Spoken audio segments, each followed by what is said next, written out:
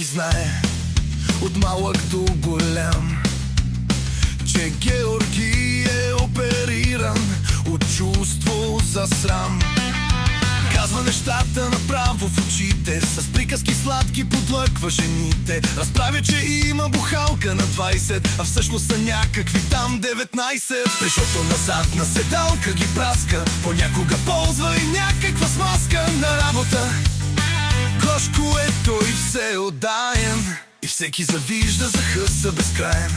Умее Георги да свири, да пее, да дупчи, да реже, да жъне, да се. Навярно до утре ще ви изброявам какви добродетели аз притежавам. Освен всичко друго, Георги умее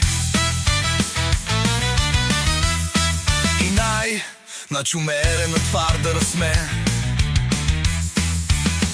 Страхотното чувство за хумор помага да вкарва жените в леглото веднага. С думи Георги бурави умело, и не само с думи бурави той смело. И нощи безброй бяха дните, докато разбере как се свалят жените. Но проба и грешка съм метод изпитан, помогна и той, че добре съм възпитан. И знам, че дължа благодарност голяма за моята хубост на тата и мама. Изпитваш ли трудност жена да говориш, изръсваш ли глупост, уста що му твориш, усмихваш се тъпо и тъпо се смееш. Да свържеш две думи съвсем не умееш. Гадаеш какво ли си мисли жената, на секса последен не помниш ти дата. Омръзна ти само бастуна да лъскаш, би искал на женското тяло да пъшкаш. Покрити с мазоли са твоите длани, би искал таз длан женското пе да хване. Жадуваш за секси на сън и наяве, мечтаеш се някой теб да оправи. Предаваш се даже преди да опиташ,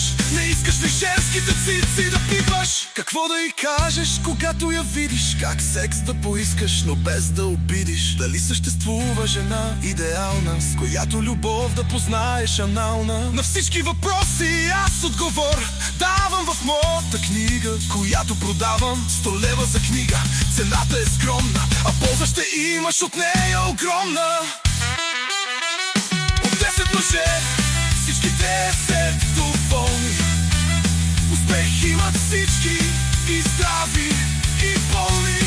Побързай и ти, тази книга купи си, поръчай сега или девствен ходи си.